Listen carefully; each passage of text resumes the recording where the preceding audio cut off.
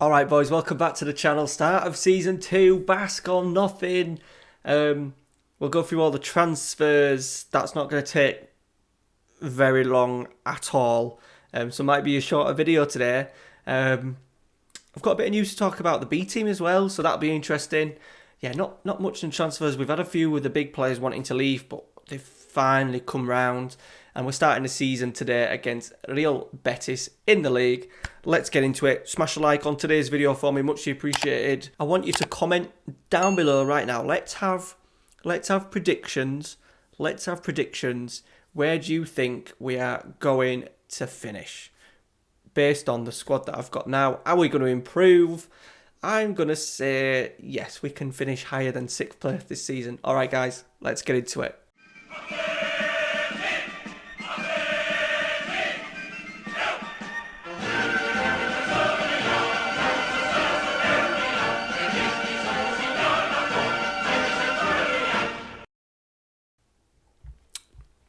Alright boys, so here we are, Real Betis today, first game of the season. Our rivals, Real Sociedad, have already smashed Eibar 5-3. So yeah, where do we start? Let's start the transfers. There we go. Now it's an actual lie, because this must be a bug. It's a very annoying bug. We have obviously signed Ruffier because we were losing Heren. We've signed, this is the only signing that we've made.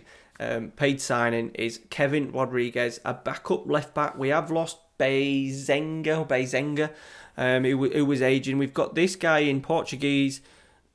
He is obviously Basque nationality. Where is he? There he is, Basque nationality, but he's Portuguese and a little bit of French. So I think that's because of the southern. I think it's the southern region of France, which kind of, I don't know, kind of comes into the Basque area or something. I don't really know. Anyway, he signed Kevin Rodriguez. He's actually wasn't valued at anything. We've got him at a snip, 2.1 from Sociedad. And I think he's quite a good, decent left back. He's happy being a squad player. Only £13,250 a week. 13 crossing, 14 dribbling, 13 first touch, tackling 13, technique 13, passing 13, marking 14. Loads of 14s in there. Pace 15, balance 16. He's quite small. But as a left back, I think he's pretty bloody good. So he's our only signing, with obviously Ruffier, who's coming in, has played a lot in pre-season because Simon has been away. I think with the Euros, I think it was probably been, yeah, it would have been the Euros. On the outs, Iago Heren, that we spoke about. Ibai Gomez, we let go mainly because he only had a year left on his contract, and we got 4.4 million from him. He didn't play. We've got other youngsters coming through, and even though his stats and his attributes are very, very good, it just made a bit more business sense to maybe move him on, because he no doubt would have left in the summer on a free. Adrian, I don't think this guy even played for us. He was in our squad last year. Look, scouting report 18, complete backup, and I think that's it. Players released was this guy's, yeah, that was it. Mikel Belezaiga, who was kind of our backup left back.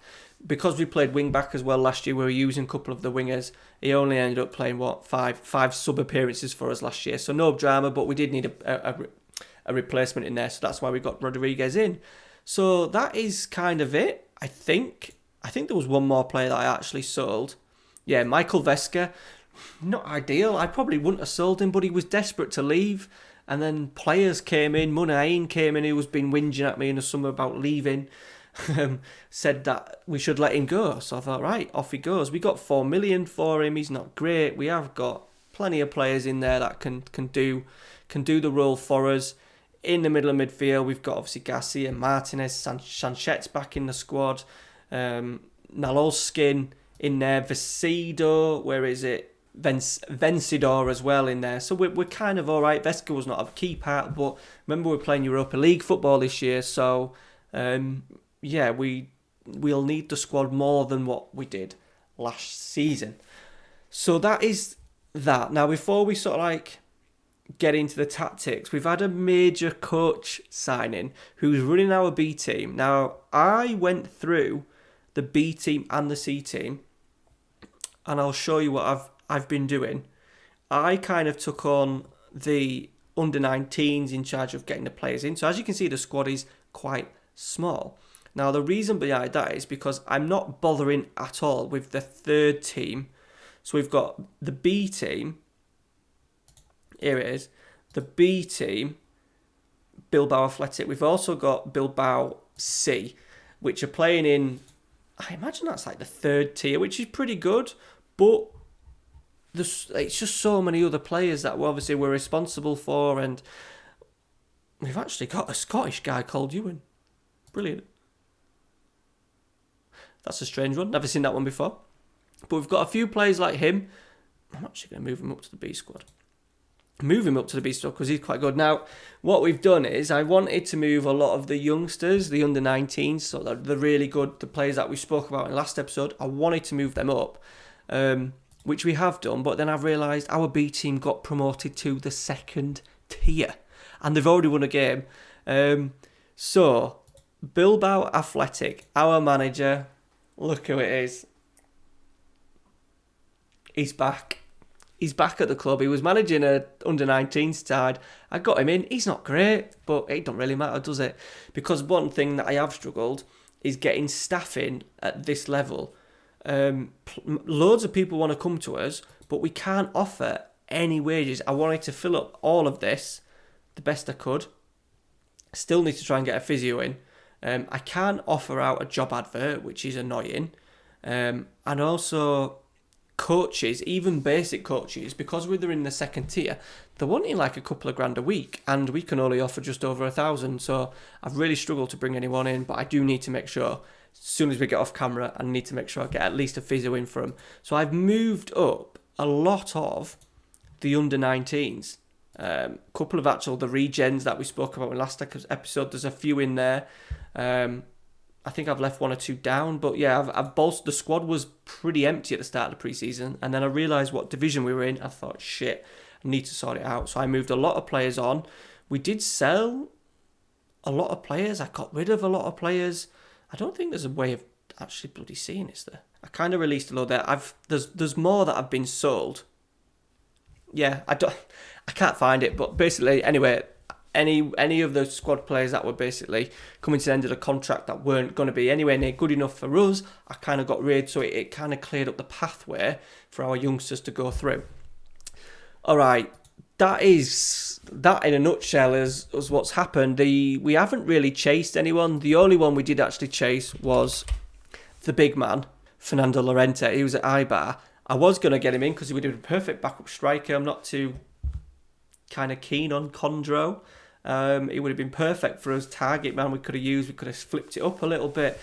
He refused to talk to us because of the relationship he has with the fans. So he must be another person that's into the sort of like editor-wise, coded into the game, that is hated by the club, which is a bit of a shame because the pool of players once again, and he would have done us a job for maybe he would have done us a job for a season coming off the bench. Europa League games I could have given him starts in. So that's frustrating that another one has kind of not wanted to speak to us because of a relationship with the fans. Which has left us with this looking squad. Players called up. We've called Nico Serrano up now. He's going to get games off the bench, cup games, Europa League games as well. Same with Sanchez. He will probably get a few more games because he's a little bit more well-rounded in terms of his physicals and stuff, a little bit older, a little bit probably more experienced as well. So we're going to give him some game time. He can do in behind the striker, the shadow striker role as well, which is important. We've started Unai Lopez. I've started playing him in behind as a shadow striker, just while we're not great, still in the central midfield. I think we've had an injury in pre-season as well to Danny Garcia, the other central midfielder. He's out. He's torn his hamstring, going to be out for a while. So we've had to move Garcia back. Lopez is whinging about game time. Currently, he's going to be leaving on a free. So I'm hoping over this next 2 months, he's going to then say he's happy and I can sign him up. So then at a bare minimum, we don't lose him on a free. And then everything else is literally the same. Munayin wanted to leave. We had a few bids for... not for Munayin, a few bids for Williams. He got unhappy. Barcelona put a bid in. He then told me he was happy about a week ago. Yeah, he seems to be happy again. Has no strong feelings towards me, but okay. We'll work on that. And that's the same with Munayin. He's had no bid come in as yet. The bids for Inaki were only at like 33 million, and his contract's minimum release fee. Look, he's not going to go unless people pay their release fees. It's as simple as that. It's as simple as that. Right, let's get into it. Betis away, we're going to go with... It's a bit worrying. Our best two centre-halves aren't forming a partnership.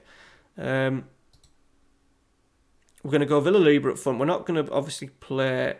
We're obviously not going to play Serrano out there. Let's get Williams in. Oh, shit, yeah, I forgot. Inaki's injured as well, isn't he? I forgot about that. Where is he? He's there. Christ, yeah. He's out as well. Got injured in a pre-season friendly. Ew, forgot about that. Right, but what we'll do, we'll play Marcelo. Serrano can probably still come into there, though. So, yeah, there we go. Missing two key players, I suppose. Inaki, obviously, and Danny Garcia had a decent season for us in the middle of the board. 6.9T, box standard, but he does do well for us. But once again, 31. Another one that is approaching 30. Yuri Martinez is 30. Javi Martinez, 32. Raul Garcia, 35. So there's bits to be done. We need to get these youngsters going as much as we possibly can, so when the time comes, we've got natural replacements and then we're not relying on transfer window. Right, let's get into the first game. Betis, they've got a new manager. I can't remember who it is. They did sack their manager at the end of the season, which is worrying because they finished they've actually appointed Garitano. Now, he's the manager that he's started as manager of Bilbao at the start of the season. Obviously, I replaced him in real life, and now he's just recently been sacked at Bilbao because they've now got Marcelino in charge, obviously. Right, pump fists. Let's have a remember, we started last season with a defeat. The board want Europa League from us again, which I think we can do. I'm a little bit worried about scheduling. I think it's maybe worked in our favour that the schedule was obviously bigger last season. The first season with sort of like the late start. So we've avoided that, but there is going to be an element of rotation, especially the group stage. Group stage hasn't been drawn yet. But what I will do is I'll drop the Europa League draw. I'll drop that in the Discord as soon as I find out. So get yourself in the Discord as your eye heads back to Marcelo over the bar. Yeah, get yourselves in the Discord as well. Links to that down below. Right, we've made a decent start. Coming up to half-time, only real one chance created, but we've dominated the play in terms of the ball. We've had a few chances. Let's go pump fists. We are the better team. So Betis finished 7th. So we finished 6th. They finished 7th. So it's going to be a hard one. Right, we'll see where this highlight goes. A very, very quiet game. 67 gone. Canales. Oh, Fakir's in. De La Cruz is in. Good save, Simon. That was a poor finish, to be fair. We need a little bit more, boys. We are only on positive, but I don't think we're going to risk going up any higher. Right, Fakir with the corner. Cleared. Right, 20 to go. Let's make some changes. Villalibra's had a bit of a stinker. 6.3. He's probably had not much service, to be fair. Lopez is struggling. Let's get the youngster on Sanchez. And do we go Serrano? I think we do. Need to give him as much game time as possible. Marcelo's not great. He's all right.